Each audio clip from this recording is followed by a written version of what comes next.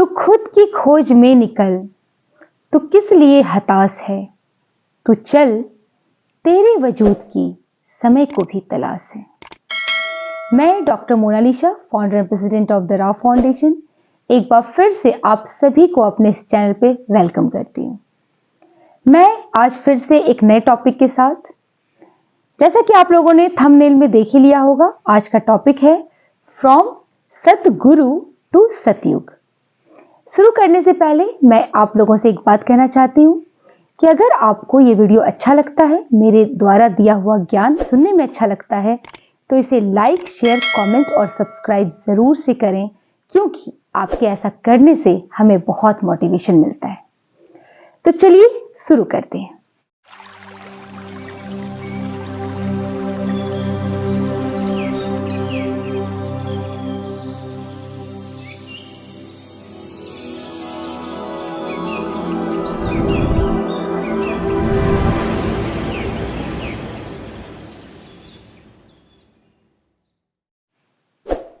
जैसा कि आज का टॉपिक है फ्रॉम सतगुरु टू सतयुग, तो पहले हम समझते हैं कि सतयुग एग्जैक्टली है क्या।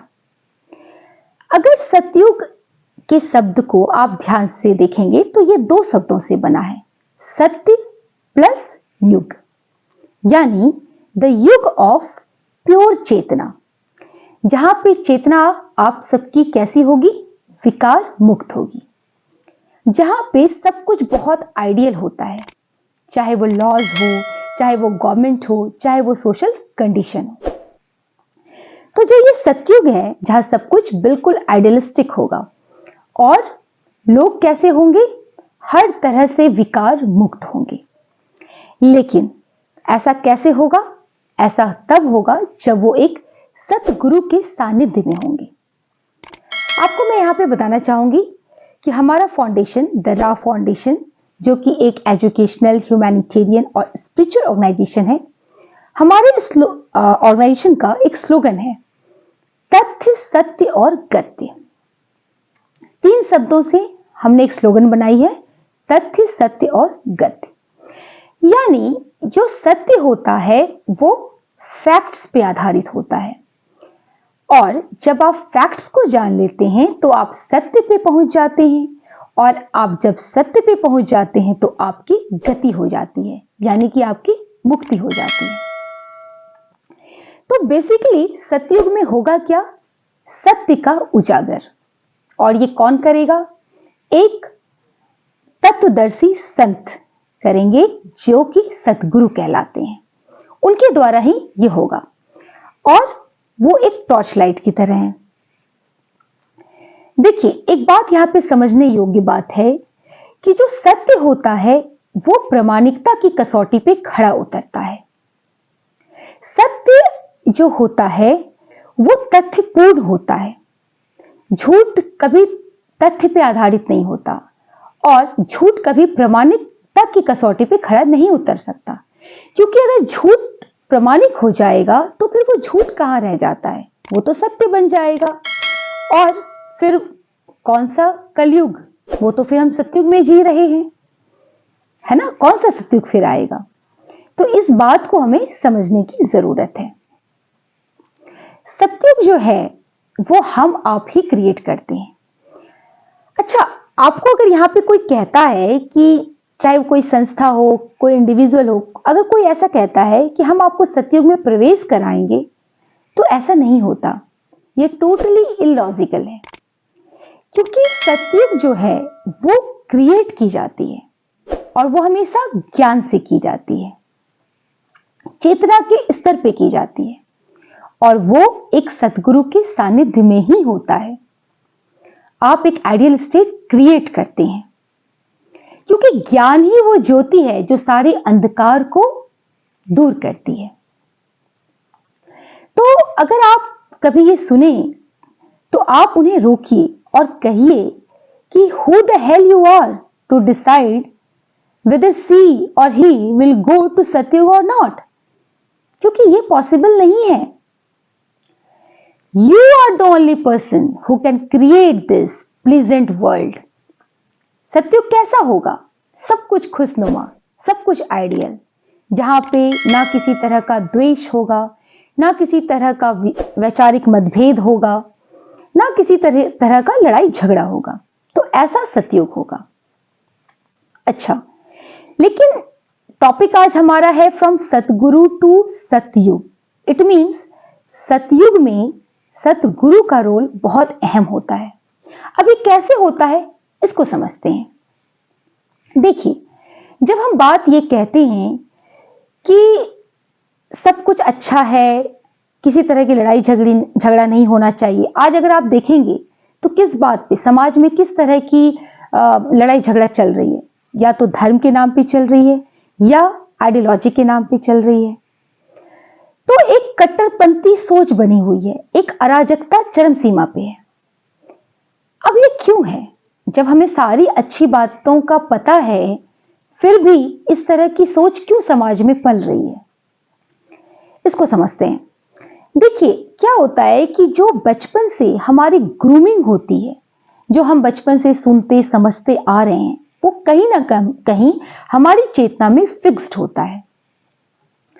तो जब हम पढ़ते हैं, लिखते हैं, जब हमें कुछ समझ आता है, तो हमें ये तो पता चलता है कि हाँ, ये बात अच्छी है और हमें करना चाहिए।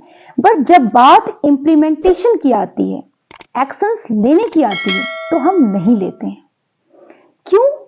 क्योंकि जो हमारे चेतना में ऑलरेडी फिक्स्ड है, हम उसके अकॉर्डिंग ही एक्ट करते हैं। ये ह्यूमन नेचर है। तो क्या होता है कि आपके जो वो विकार हैं, जो आपकी एक आपकी रिजिडिटी जो माइंडसेट हो रखी है, उसको करेक्ट करने में एक मेंटोर की जरूरत पड़ती है। और जो कौन होते हैं? सतगुरु होते हैं। इसलिए मैंने कहा कि सतयुग में सतगुरु के सानिध्य में ही हम सतयुग को क्रिएट कर पाएंगे, और ये कार्य इंडिविजुअल लेवल पे होगा।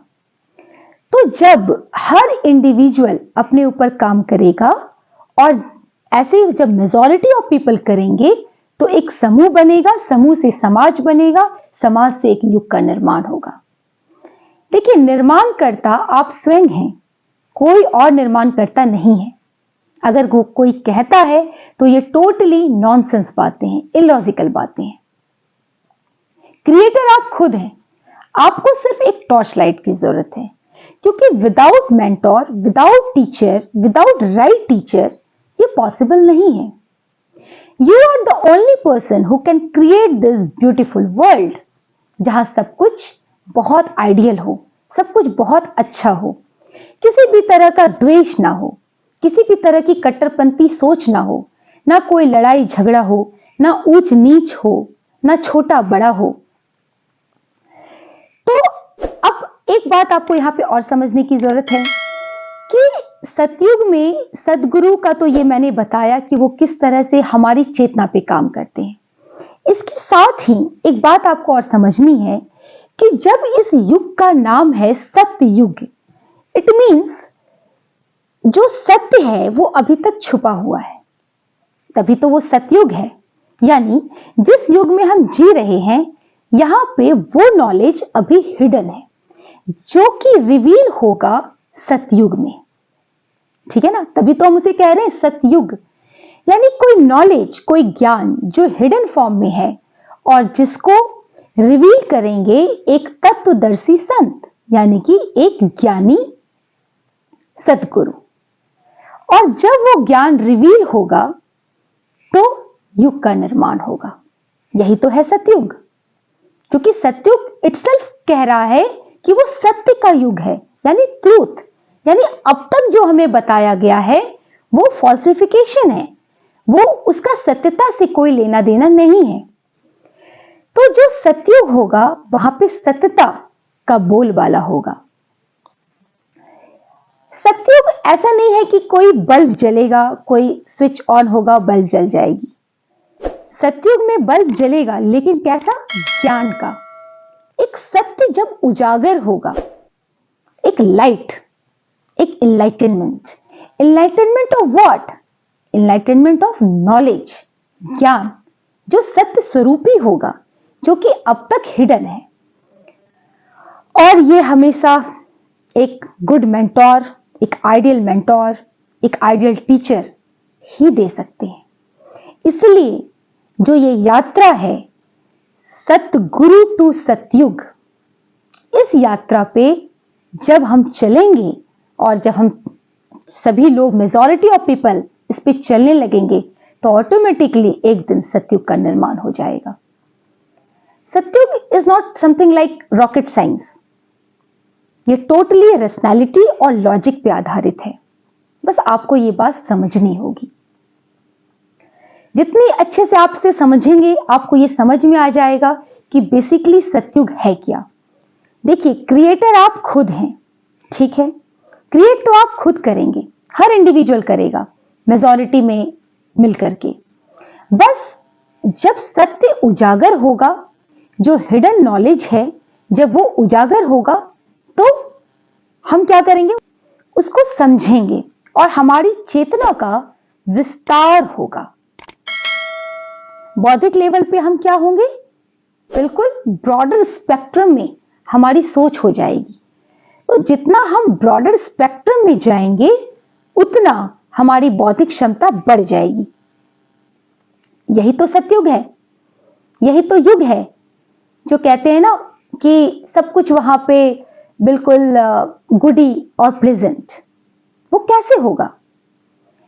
विस्तार, जब किसी चीज का विस्तार होता है तभी हम क्या होते हैं, हम उस स्वरूप में जाते हैं जहां पे सब कुछ, जो एक प्लेजेंट माहौल होना चाहिए, जो एक बिल्कुल आइडियलिस्टिक होना चाहिए, उसको हम क्रिएट करते हैं।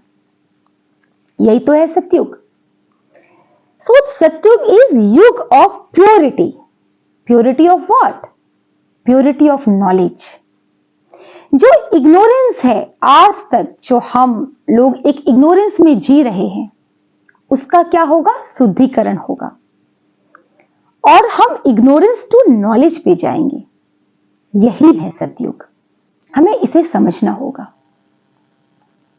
और जब हर इंडिविजुअल इसको करने पे आएंगे और जब ये इंडिविजुअल से मेजॉरिटी पे जाएंगे, तो युग का निर्माण हो जाता है।